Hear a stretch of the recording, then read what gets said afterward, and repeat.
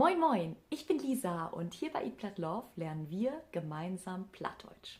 Heute geht es mal ein bisschen grammatikalisch zu, denn heute machen wir ganz kurz und knapp, wie wir auf Plattdeutsch denn eigentlich Nein sagen oder Verneinungen ausdrücken.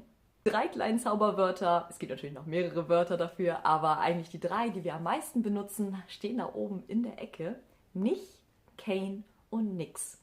Denn alles, was wir irgendwie bejahend sagen oder im Positiven sagen, können wir halt auch in die Verneinform machen. Da habe ich euch jetzt einmal Beispiele mitgebracht. Wenn wir zum Beispiel haben als positive Form ich sehe, also ich sehe sie, wäre es ich sehe sie nicht, also ich sehe sie nicht, als verneinende Form. Dann dor ist der Apfel, also da ist der Apfel, wäre als verneinende Form du hast kein Apfel, also da ist kein Apfel. Oder mit nix als drittes Beispiel, dur liegt dat, also da liegt es. Dur liegt nix, also da liegt nichts.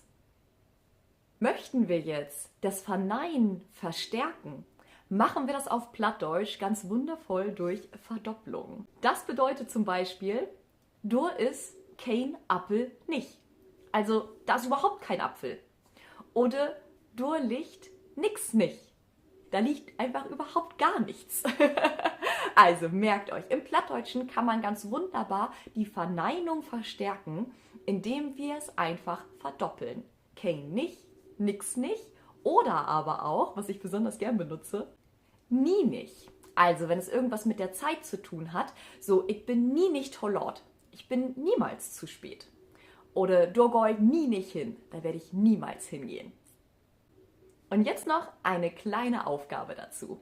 Ich habe euch hier 2 Sätze mitgebracht. Einmal, zwischen den bunten Blumen wächst überhaupt kein Gänseblümchen. Ich habe sie noch nie gesehen. Schreibt die Übersetzung gleich mal in die Kommentare mit doppelter Verneinung. Und wenn ihr überlegt, so, Gänseblümchen, ich weiß ja gar nicht, was Gänseblümchen heißt, kein Problem, guckt euch einfach das Reel an, was hier vor erschienen ist. Da erkläre ich euch einmal, wie denn die Blumen im Frühling auf Plattdeutsch heißen.